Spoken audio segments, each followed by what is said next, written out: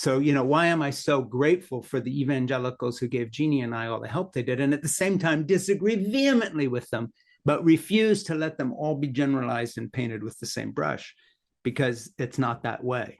So I think the counterintuitive aspect of what we see in our own backgrounds can really be helpful to the three of us, as we discussed, but can also be helpful to other people, because everything's been simplified too much.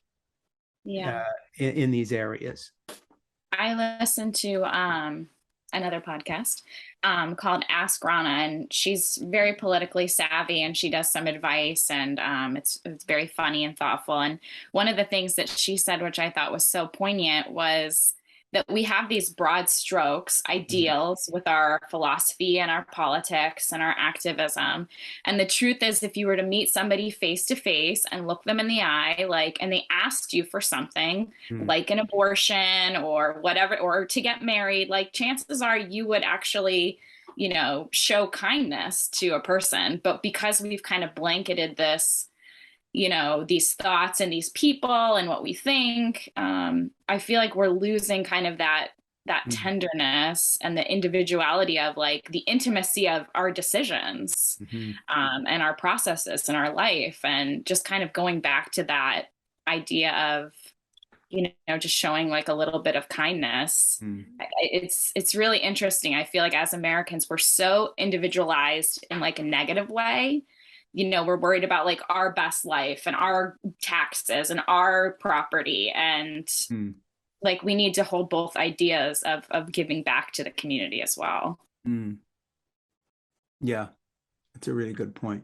We talk about that a lot, about the loss of the third place and the loss of church as a community, not even as a faith tradition or believing in the God or whatever, but as a community to come together once a week with people who are not in your family, who do not look like you necessarily, who are not socioeconomically the same as you, to actually do something in the community in which you live.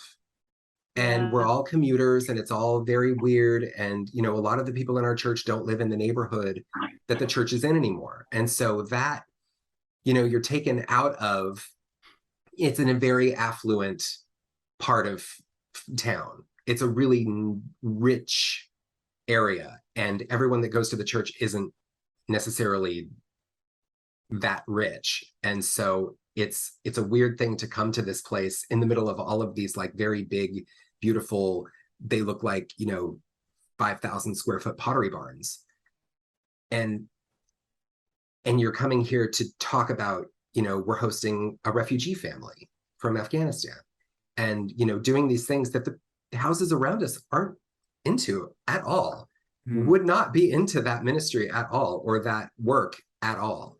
And so how do you bring that community back in? It's a real struggle. Where do you go to talk to your neighbors? When's the last time you talked to your neighbor? Frank, I know you talk to your neighbors all the time, and I'm so inspired every time you tell, a story about how you ran into a neighbor and you lent him a shovel or something. That's so part great. Of that is because I've been in the same house for 43 years, and that a personal little thing of mine is stay put if you can, in the sense that there's no shortcut to that.